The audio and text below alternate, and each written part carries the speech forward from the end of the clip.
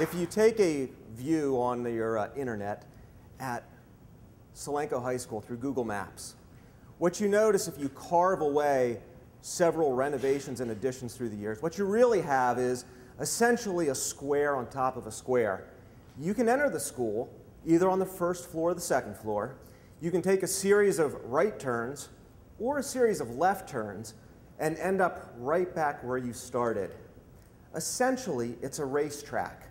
And for many years, that's what the students did there. You would have a wrestling team, and they would warm up by doing 16 laps around the hallway, 2 miles. The indoor track team would do even more. The lockers would get this filmy concoction upon them. It was slimy. It was basically 1/3 perspiration, 1/3 teenage desperation, and a final third of unrequited teenage fornication. As you looked at the hallways, you realized it was a track. And when somebody sees a track, the only thing that they want to do is to figure out, well, how can I do it faster? And generally speaking, the way to do it fastest is in a car.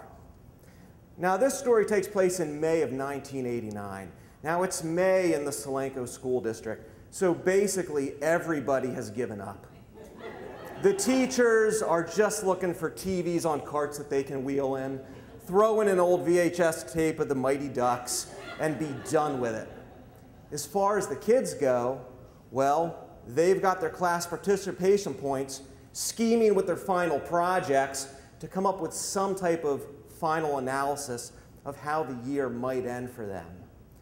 And that's probably why down in the shop class, Wes Landis's friends weren't doing anything except making fun of him. And what they were making fun of Wes Landis was of his car. Now, Wes's car was a 1975 Honda Civic. Now, it's not like the spacious Civics of today. The 1975 Honda Civic was 59.5 inches wide. For reference, that's 5 inches smaller than a Fiat 500 is today. It's a tiny, tiny car. And so the kids would make fun of Wes. Wes, your car is so small, you probably drive a bunch of clowns to school in the morning. Wes, your car is so small, you probably fill up the gas tank with an eyedropper. And then another kid who wasn't very funny but had the powers of prognostication, and he said, Wes, you could probably drive that car down the hallway. Now, it was shop class, so they weren't doing things like risk analysis or critical thinking. So very quickly, a joke became a plan. Now, to do that, there's a couple things that they had to get over to make this reality. First off, you're probably wondering, how did they get the car into the school? Well, Mother Nature was on our side in 1989. There was no air conditioning at the Solanco School District. So when May would roll around, they would open up all the doors and try to create this breeze, this idea of air circulation through the hallways. Problem number one was taken care of. Problem number two, though, what if Wes Landis was just joking and he didn't really drive it down the hallway? I mean, he wouldn't have 1,200 witnesses, would he? So they needed a co-pilot. Ted Swanson volunteered.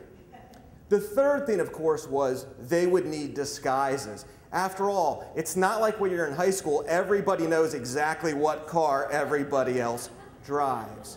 And so they came up with some leather hairnets, goggles, and like a million bandits before and since, handkerchiefs.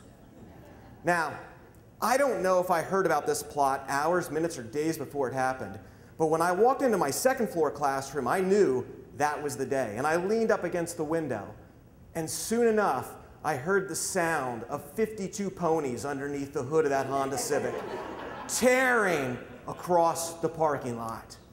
I flew from the room because I needed to get down to the first floor. Classmates followed me. We all knew this was going to happen. I descended the stairs 3 at a time, 4 at a time. I get to the bottom. I bump into Mr. Adams just as the car is screaming down the hallway. Mr. Adams goes, he's not going to make the corner. Now, we could have said he's a pessimist. We could have said he's just an adult. But he was a geometry teacher. So he knew a lot about area, mass, and angles. And sure enough, when that car hit the corner, bang, it hit the locker. Now, in driver's ed, the first thing we learned is 3 o'clock and 9 o'clock. Second thing we learned is 3-point turns. And that's exactly what Wes did. He backs it up, bang into the locker, forward, bang into the locker, back, and then down the next hallway. Mr. Adams goes, probably not going to make the next one either. And he was right. Wes hits the next locker. 3-point turn, bang, bang, tires squeal. And then it comes down to the third corner, bang, bang, and he's coming towards us.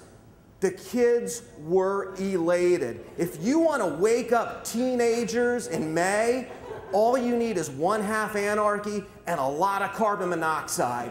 And that car came screaming down the hallway, flying through the doorway into the night. Epilogue. There were repercussions of Wes Landis's midday ride of 1989. For Ted Swanson, the co-pilot, it was a 2-week out-of-school suspension. Wes Landis immediately was expelled, but cooler heads prevailed. His parents came in and they said, wait, first off, the car technically fit in the hallway, and nobody was killed. His expulsion was changed to a 4-week suspension. He graduated the following year on time, and I think that's wonderful, because if you go down to the Solenco High School today, sneak into the library, find the class yearbook from 1990, turn past the awkward photos of children, get to my favorite section, look at the class clown, look at the couple who's voted most likely to end up together forever, the most likely to succeed.